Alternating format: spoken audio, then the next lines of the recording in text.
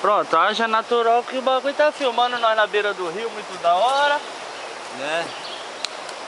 Aqui é o rio da Cachoeira do Elefante. Desce lá pra Bertioga. Rumo ao mar. Cheiro da natureza, o ar puro. Natureza bela. Que delícia. Natureza bela. Cristalina? Água potável. É amarela? Fala, é amarela? Bem cristalina. Hã? E falando nisso, veio da loja agora. Que água delícia. Que água delícia!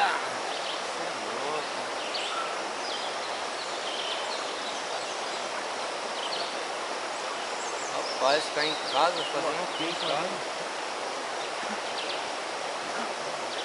Faltou algumas coisinhas, porque eu saí correndo. Eu vi um vídeo, Buga, que a turma atravessou esse rio com água aqui, ó, Serginho, ó. É? E a correnteza até levando assim, a turma assim, ó. Se é chovido? Não, não é aqui não, é lá embaixo, você viu. É? É, onde você vai ficar. Ai. Aqui não vence assim não. Ah, então é.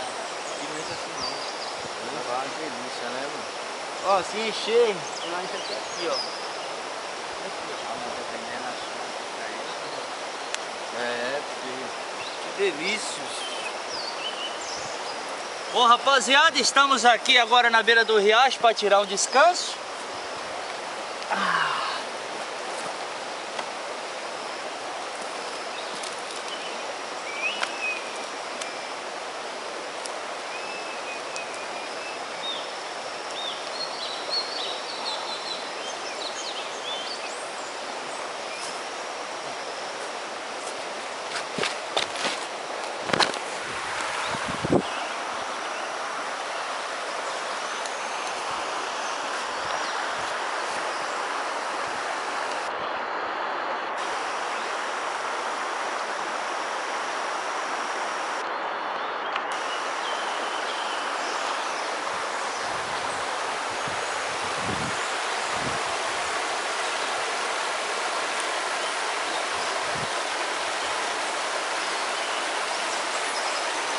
Achou a bateria, Samuel?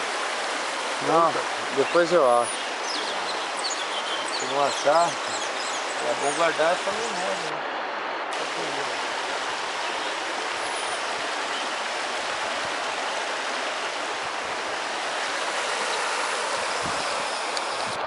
Fui lá de vocês pegar rádio?